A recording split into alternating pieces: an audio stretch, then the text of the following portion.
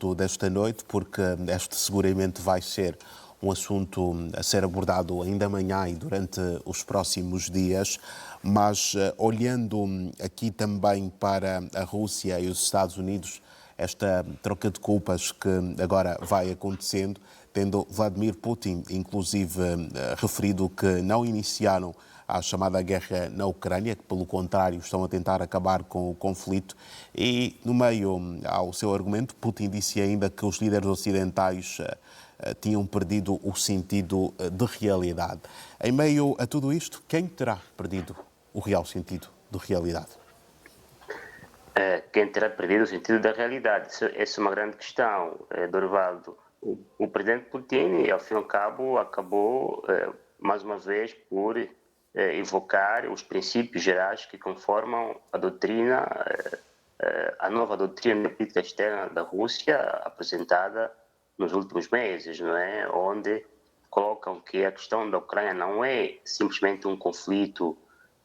para o abocanhamento da terra, sendo a Rússia o maior Estado do mundo, mas sim um conflito com vista à redefinição da nova ordem internacional. Ordem esta que, na ótica da Federação Russa, não tem vindo a ser conformada porque alguns Estados, no caso os Estados Unidos, sobretudo os Estados Unidos, têm dificultado, não é, a emergência de uma ordem multipolar onde os demais Estados do mundo, sobretudo as potências mundiais, exerçam o papel de forma equiparável. Esta não aceitação ou colaboração da parte do Ocidente era de esperar, porque é um sistema que detém bastantes vantagens do sistema que instituiu no final da Segunda Guerra Mundial. Basta ver a problemática das sanções, muitas vezes são aprovadas de forma unilateral, porque detêm o controle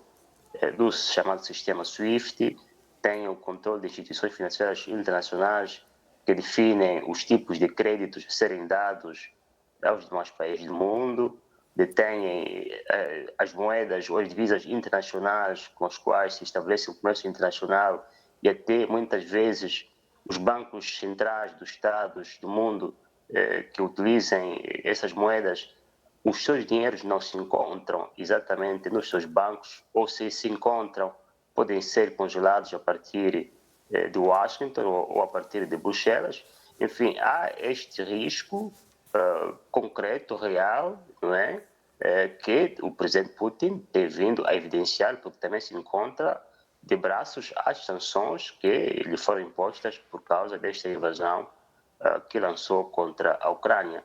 A resolução deste conflito e o estabelecimento de uma provável ordem internacional não será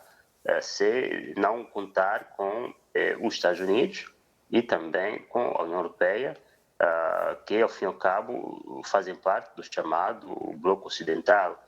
E até ali, não é, a Rússia continuará a levar a cabo os seus interesses em coordenação com os demais países do mundo que pensam como ela, e depois, no meio disso, existem os chamados Estados do Sul Global,